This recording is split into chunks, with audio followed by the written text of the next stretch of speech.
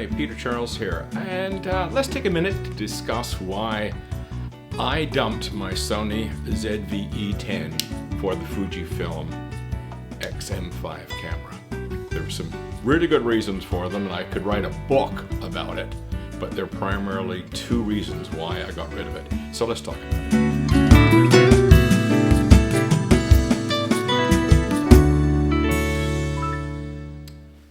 Okay, when I bought the Sony ZV-E10, I went in with my eyes open. I went through the specs with a fine-tooth comb.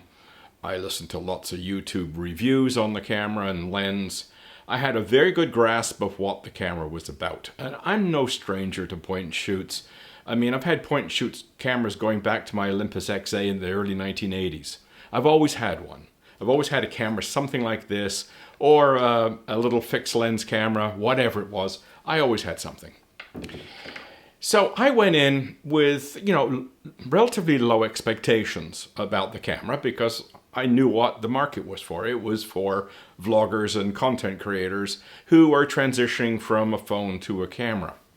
So what was the two issues that really got on my nerves? The first thing is the camera is extremely dumbed down. The Sony really dumbed this camera down to the point where it was extremely irritating for anybody with a degree of photographic knowledge or video knowledge to actually use it creatively and take control of its functionality. It worked fine if you left it on a full auto. If you stick it on full auto, go around, bang, bang, bang, you'll get good videos and you'll get good still pictures. There were problems. The autofocus was far from being perfect. The image stabilization was color balance, auto white balance was just all over the place. I'd have a red face, a yellow face, an orange face. Same walk, same stretch of path, same lighting, and my face is going all over the place. And trust me, it isn't my skin tone.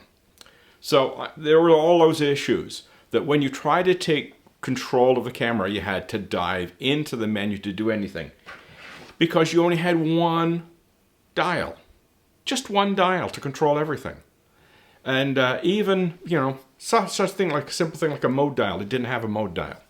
I mean, this particular camera, we have the back dial here, we have this dial for our film simulators, we have a mode dial, we have a joystick. If we put a lens that has an aperture ring, we've got an aperture ring. I mean, you have a lot of potential for controlling this camera without diving deep into the menu. And of course, we all know about the horror story of the old Sony menu. I understand they've improved it, but the menu on that one was the old one, and it was awful. So you had to dive into an awful menu if you wanted to take control of the camera. So that was the big problem right there. There wasn't enough basic controls to manage the camera beyond full auto. And this camera has some very neat features that work even on full auto, which we'll talk about in another video. The other thing that drove me nuts was that Sony cheaped out on it. They cut way too many corners. For example, your custom mode dial, which we don't have in the Sony, but you have custom modes on this camera. 4 of them that you can set up. They're recorded to internal memory in the camera. So as long as the camera manages to carry a charge to keep those memory settings alive, and you can leave it without a charge for quite some time before they actually die, you've got those memory functions at a twist of a dial. In the Sony, not only is it menu dive, but those, what they call memory recall, functions are saved to the SD card. So if you format the SD card, you've lost them. If you take that card out and put it in another camera and put a blank card in your Sony ZV-E10, you've lost your memory recall functions until you put the old card back. And there was no delete all to make it easy. So the temptation would be to format. If you got a lot of stuff on there, you'd format it and boom, you have no memory recall functions. You would actually have to copy them off to your computer, do the format, and then copy it back from your computer. I mean, is that ridiculous? So everywhere you looked on the camera, there's evidence of cheaping out, cutting corners, finding ways to save a penny here and a penny there, which made the camera more frustrating to use. So, I mean, this camera is at the bottom end of Fujifilm's camera lineup, bottom end of its price lineup, yet it still has functions like mode dials.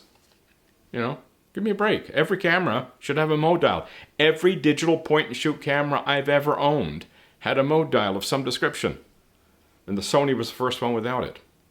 So bottom line is, it's two things.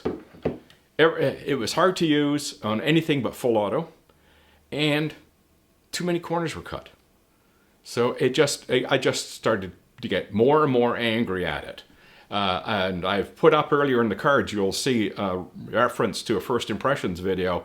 I was trying to be charitable in that video. I didn't want to dump on it too much.